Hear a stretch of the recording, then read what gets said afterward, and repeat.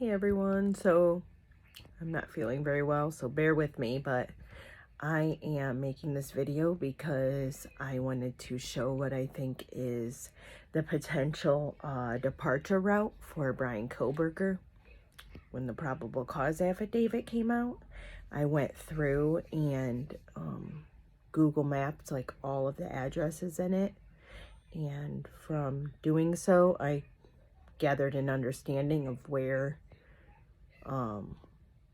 they think he was, when, and how long.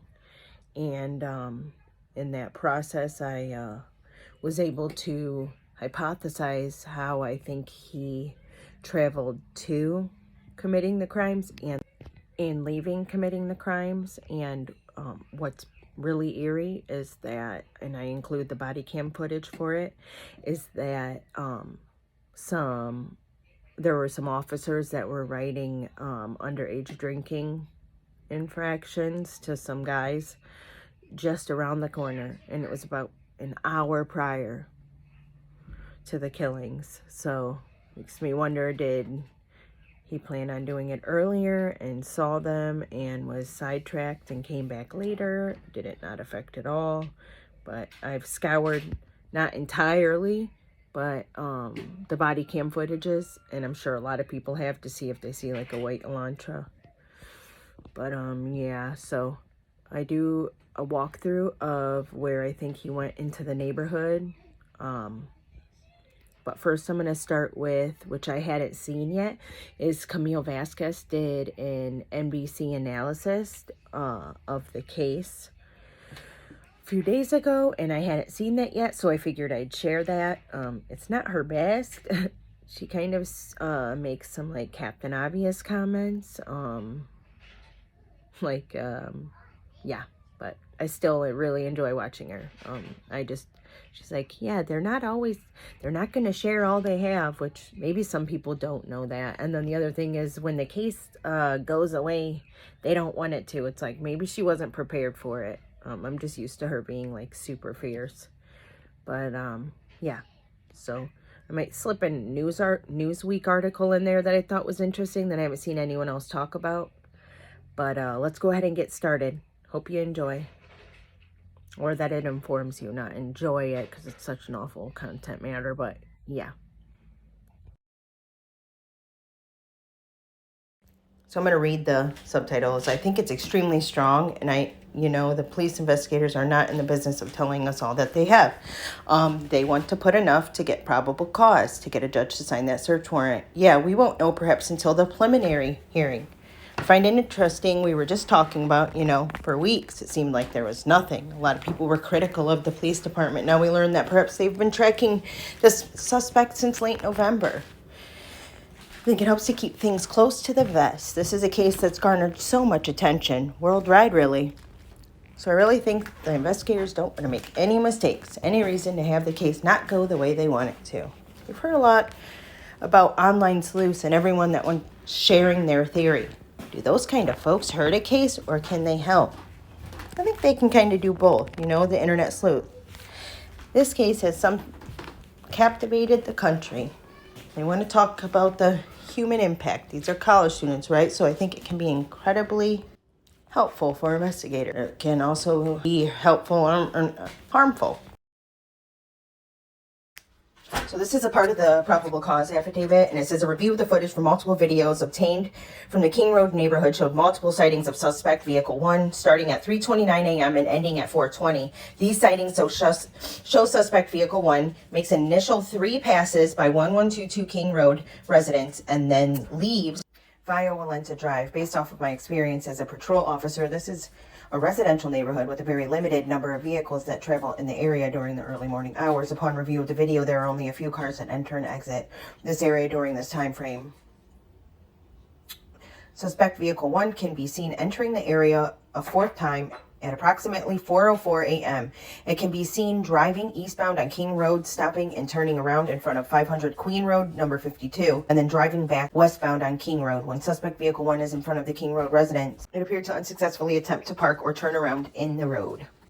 The vehicle then continued to the intersection of Queen Road and King Road, where it can be seen completing a 3-point turn and driving eastbound again down Queen Road.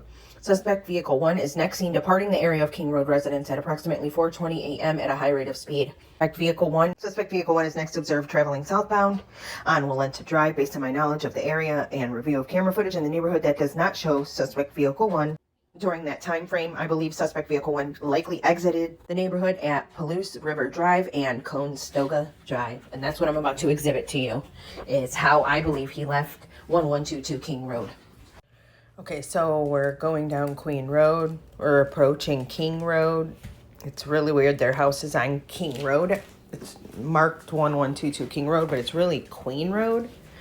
So there's been some confusion with that, and both are dead-end roads, no outlets. So he was seen, I think, going south or eastbound on King Road at a high speed afterwards at 4:20 a.m. Weirdo. Evil. So this is where the body cam footage is. And I included that because it shows at 2:54 a.m. that night, 3 underage guys getting infractions for underage drinking. Makes me wonder, did this affect the timeline at all? Did he not see them whatsoever? Did he go by and see the officers and go later? Just makes me wonder how it affected the timeline, if it did at all. And I'm sure people have scoured these body cam footages to see if there's like a white Elantra at all. I've looked to see if there were any like hiding, but it's really hard to see in the distance with lights. And then imagine being those guys, those kids, knowing you're on body cam footage, getting an underage right around the corner from where that happens, like an hour later. Yeah, so like I'll have to relook at what time that actually ends, but it can't be that long. From when he leaves the house at 4:20. Can't be that far. So, as it said, to Walenta, then to Ridge Road. You could take Chai Hook, I guess is the road. But Sunnyside Avenue makes more sense to me, so I went ahead and assumed that he takes Walenta/Ridge Road to Sunnyside Avenue to the next road is going to be Conestoga. And there we are with Conestoga. And continuing, and it makes me wonder if, I don't know if the officer having those kids pulled over or not had anything to do with it, but if he was in this area of the neighborhood at 3:29 a.m., like driving around to kill time. I don't know if he had a specific timeline, but it's just weird he didn't go straight there. And I'm assuming he probably took Steiner Avenue and Main Street, which that TikTok insider, I mean, if they lived there, then it's not that strange. They could have easily guessed that A&W and known that it's right around the corner from the King Road residence. But if they aren't from there, it's pretty interesting that they said that allegedly he was spotted on CCTV surveillance from an A&W gas station, and he stated he didn't even know what it was, which I'd never seen one either, but there was one on at the intersection of one of the addresses in the PCA, so I found that interesting. So we're continuing down Conestoga. We're actually approaching Palouse River Drive, which is the road he took home, in my opinion.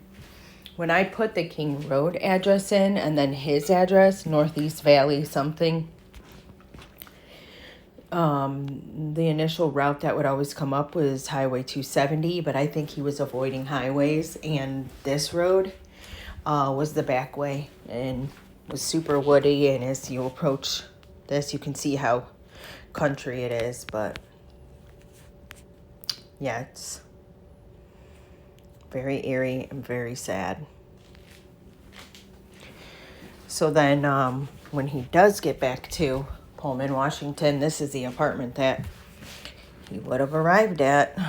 Not the exact apartment, but yeah, the one bedroom, and then a homier version. Either, I think it was, I don't know if it's a 2-bedroom. I think it is a 2-bedroom, this one, with a family. So just shows you how much just a little bit more life can make. So I saw this and I just thought it was really weird and messed up of him that it says Bryan Kohberger's bizarre explanation for why he was in Idaho. Bryan Kohberger reportedly quipped that he traveled to the town where the 4 University of Idaho students were killed because the shopping is better in Idaho, as he was hounded in Pennsylvania jail by an inmate who threatened to kill him. The quadruple murder suspect was threatened as he sat behind a glass screen inside his cell after he was arrested at his parents' home in Albrightsville on December 30th, the source told News Nation. F you, I'm going to KU, a fellow inmate told Kohberger with his middle finger raised, according to the source, who said the accused killer looked creepy and did not appear remorseful. When asked why the University of Idaho students, Kohberger replied, I didn't do anything, according to the source. He was wearing a so-called S-smock, which prevents inmates from harming themselves, according to the news outlet. During his 5 days at the Monroe County Jail, Kohberger was allowed to shower every day without handcuffs, but he was not permitted to have his leg shackles removed, according to the report. Jail officials are also granted his request to be served vegan meals, including peanut butter and jelly, applesauce, vegetables, bean, rice, and cereal. The source told the outlet on Thursday Kohberger made his initial court appearance in Idaho after he was booked into the Latta County Jail following his extradition from Pennsylvania. He faces first-degree murder charges and 1 count of burglary in the November 13th deaths of Kaylee Gonkelves, Madison Mogan, Xana Kernodle, and Ethan Chapin. Latta County Sheriff Richard Skiles told News Nation that jail staff is trying to satisfy Kohberger's dietary needs, but we are not going to buy new pots and pans or anything like that. This comment follows an exclusive report in the Post in which a former aunt said Kohberger's relatives had to buy new pots and pans because he would not eat from anything that had ever had meat cooked in them. The former aunt said Kohberger's dietary restrictions were very, very weird and it was above and beyond vegan. Which makes me think, if he's like super vegan, why would he have a leather sheath? And this next form is part of the application for a search warrant. And I just want to read this one part. I know, I think it's Jennifer Koffendorfer has been tweeting about it and how strange it is, I think. So let's take a look. This matter is in the investigative stage, and while criminal charges have been brought, those charges are not yet publicly known. Premature public disclosure of the details of this law enforcement investigation will create a serious and imminent threat to effective law enforcement and could result in the premature end of this investigation, which could create a threat to public safety. What? Oh yeah, this is a motion to seal documents, and I think they're going to be at least sealed until March. And public safety, what? Because anybody could be his next victim, but they stated it was targeted, so that doesn't make sense. But let me know what y'all think. Thanks for watching. I hope everyone has a great morning, afternoon, or night, and I'll talk to you soon.